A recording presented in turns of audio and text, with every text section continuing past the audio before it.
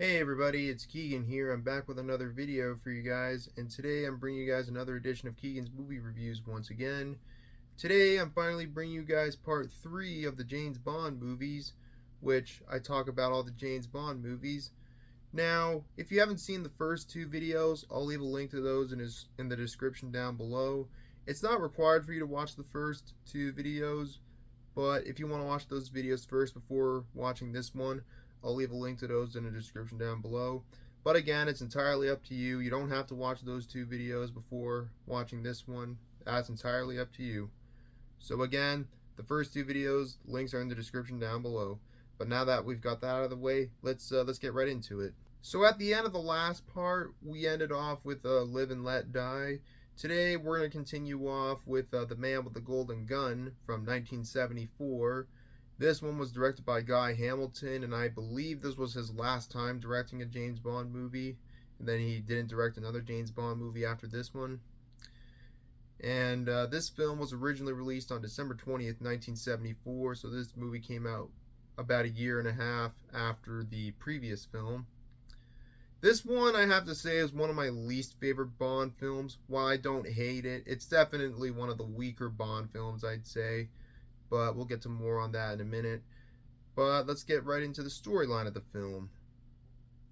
Now, in this one, you got James Bond, played by Roger Moore, who's on a mission to recover a stolen solar power cell-like technology that can be used as a weapon to turn the sun's rays into a weapon, which could spark catastrophic results when used.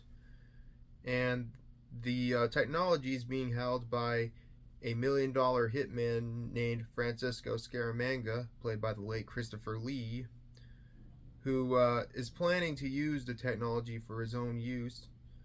And Scaramanga is known as the Man with the Golden Gun because he uses a pistol that shoots one bullet at a time, but it's coated gold. And Bond is trying to recover the device, and while trying to stop Scaramanga from unleashing the solar-powered weapon to the world. And without giving away too much, that's pretty much the story of the film. As I mentioned before, this is one of my least favorite Bond films, and in my opinion, one of the weaker Bond films. However, it's not my absolute least favorite Bond film. My least favorite Bond film is one we'll cover in a future part. It won't be in this part, but it will be somewhere down the road in, I'd say maybe part 5, but we'll see about that. But this one, The Man with the Golden Gun, it was okay. It's one of my least favorite Bond films, but I didn't hate this movie. This one I just wasn't really a big fan of. I'll say Christopher Lee was a good choice for playing as the villain. However, I think the villain could have been developed a little more, in my opinion. The plot is kind of recycled. Bond has to stop a Spectre agent from using a weapon to destroy the world or cause mayhem in some part of the world. It's kind of been done before in the other Bond films. But it was okay. But much like the other Bond films, the action sequences are fine and pretty good. But I don't know. I just was really not a fan of this one. It's not my absolute least favorite Bond film, but it is one of the weaker ones, I'll say that. But this one just it was okay. But yeah, I don't really have anything else to add. The Man with the Golden Gun, not terrible, but definitely one of the weaker James Bond films. And in my opinion, probably the weakest one out of the Roger Moore James Bond films, I'd say. But yeah, it's okay, I guess. I don't have anything else to add, so I guess we're just gonna give The Man with the Golden Gun a 6.5 out of 10. Now we move on to The Spy Who Loved Me from 1977. This one was directed by Lewis Gilbert and was first released in the UK on on July 8th, 1977, and was later released in Canada on August 3rd, 1977. This one, I will say, is much better than The Man with the Golden Gun, and I think this is one of my favorite films in the franchise. And we'll get to more on that in a little bit. And this is another one with Roger Moore once again. But yeah, let's get right into the story and then my thoughts on it. So the plot for this one, you got a U.S. Navy submarine and a KGB submarine that both disappeared into thin air, both of which were carrying nuclear warheads.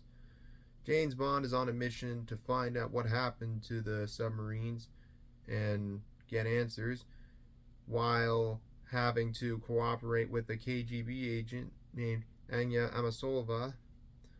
The two then find out that the submarines were hijacked for their nuclear weapons by another a mastermind from Spectre, and of course they're trying to stop the mastermind from unleashing the nukes around the world, because after all, nuclear war is a very bad thing, of course. And this film is also the one that introduces the henchman Jaws, a guy with metal teeth, who would also return into the next Bond film that we will be talking about shortly. And without giving away too much, that's the story of the film in a nutshell. This one was pretty good. I enjoyed this one. This one was a big improvement, kind of a big improvement over The Man with the Golden Gun. Good action. The casting was pretty good, and had some good music, especially the theme song, Nobody Does It Better by Carly Simon, in my opinion, is one of the best James Bond movie theme songs. And while the plot feels somewhat recycled from Thunderball, only you got two agents trying to find the nukes, but it's somewhat similar, but that's fine. But I really enjoyed this one. It's definitely one of the more entertaining films in the franchise, and one of my favorites in the franchise, and definitely one of my favorites out of the Roger Moore era of Bond. But I don't really have a whole lot to say about it. But yeah, I guess I'm gonna move on to the next one, but I'm gonna give the Spy Who Loved Me a 7.5 out of 10. Now we move on to Moonraker, which is the last Bond film from the 70s. This one was once again directed by Lewis Gilbert and was originally released on June 27th, 1979. And this one stars Roger Moore once again. Now, there's something a little interesting about this one. Now, if anyone who's ever watched any of the James Bond movies, well, a lot of the older ones, you'll notice at the end of the end credits for each movie, it says the end of blank, James Bond will return, and it shows the title of what the next James Bond movie will be, although that tradition would end in later James Bond movies. Now, at the end of The Spy Who Loved Me, it ended with the end of The Spy Who Loved Me, James Bond will return in For Your Eyes Only. However, For Your Eyes Only didn't come out until after Moonraker. Because of that, the reason for that is because at the time when The Spy Who Loved Me came out, Star Wars was big, because 1977 was the year of when the first Star Wars movie came out. And that one was super popular back then. I'm sure you all know. Now, Moonraker has a lot of sci-fi elements to it. That's trying to make it somewhat like Star Wars without all the droids and aliens and stuff. But it's a completely different approach than the other Bond films, which is kind of an ambitious one in the franchise, I'd say. Although this one's not, while not the worst one received, but definitely some say one of the weaker Bond films. But I personally don't mind this one. But we'll get to more on that in a minute. But let's get into the story of the film, of course. So let's dive into the story. So in this film, James Bond is on another mission, this time to recover a stolen space shuttle known as Moonraker that was hijacked mid-flight. And James Bond is trying to stop a plot involving a potential global genocide, which could be which would be held from a space shuttle in outer space, and try to take down the madman behind it. And that's pretty much the story of the film in a nutshell. Now, I know a lot of people said this is one of the weaker ones in the franchise, but I, for one, thought this one was pretty good. It was trying to be something different. I know it was trying to be like trying to cash in on the success of Star Wars, because around the end of the film, when they're having the final confrontation in outer space at the space station, all the henchmen have like laser guns or something, which I know is obviously something out of Star Wars, but I didn't mind that. I thought that was pretty interesting. And I also consider this one being a little bit of an underrated James Bond film. It's definitely not the best James Bond film, but I thought this one was still pretty good. It's got some good action. As I mentioned before, I love the final battle that took place in outer space. I thought that part was pretty cool. And it even has the return of Jaws, the henchman from the previous film, one of the few James Bond villains to appear more than once, besides Blofeld, who's appeared in a lot of the James Bond films, but played by a different actor. But I enjoyed this one. Good music, good action, and I thought it was kind of an ambitious one in the franchise, having to do with outer space. And it was definitely a lot different than the other Bond films that came out at the time. But I enjoyed it. It's not the best one in the franchise, but I still thought this one was pretty good and kind of underrated in my opinion. But anyways, I don't have anything else to add, so I'm going to give Moonraker a 7.3 out of 10. Alright, we're going to end off with one more film, and then we're going to call it a day. Now that we've covered all the James Bond films from the 70s, we now get into the Bond films from the 80s, starting with For Your Eyes Only from 1981. This one was directed by John Glenn and was originally released on June 26, 1981.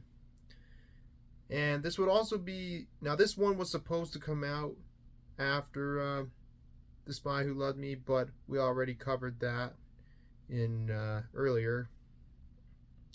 And this would also be the first and only James Bond film of the official franchise to not have the character M, who is James Bond's boss and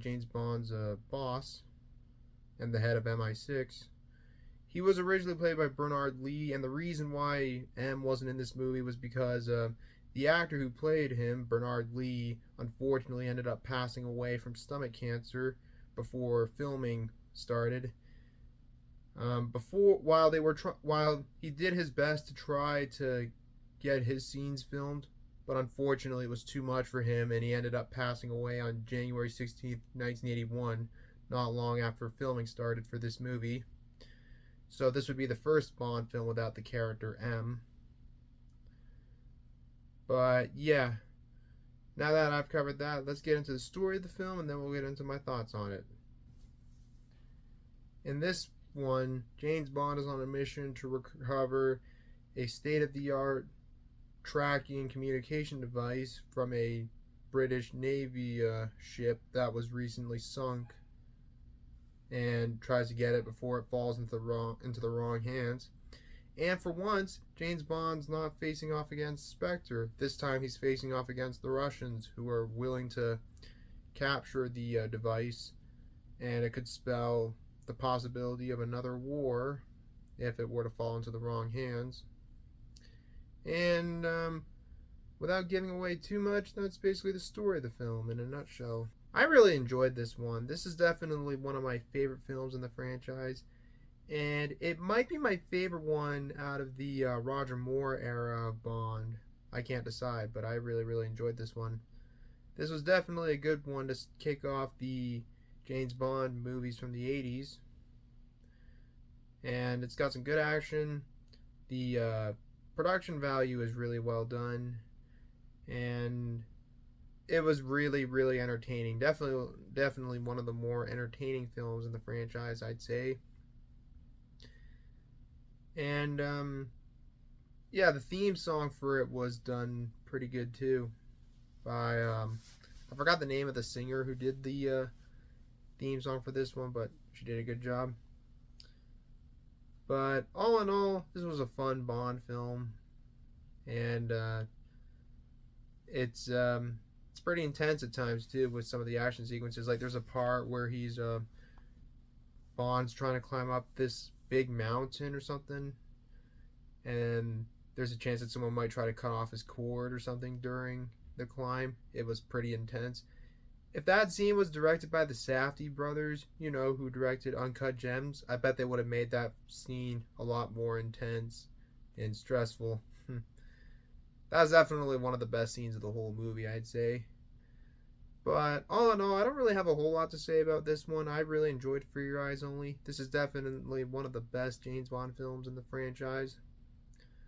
But yeah, I had fun with this one. And I'm giving For Your Eyes Only a 7.9 out of 10. Definitely one of my favorites in the franchise. Alright folks, that wraps up part 3 of the James Bond reviews. Thank you guys for watching this video. If you enjoyed the video, leave a like, comment below, subscribe for more videos like this, turn on notifications, and share the video with your friends. And part 4 will be coming out soon. And in that part, we will be covering the remaining films of the Roger Moore era. And we will be talking about the 2 Timothy Dalton Bond films. So stay tuned for that. But anyways, in the meantime, until next time, this is Keagan Shepherd signing off. Thanks for watching. Hope you guys have a great day, and I'll see you in the next one. And yeah, take care, everybody. Peace out. Bye-bye.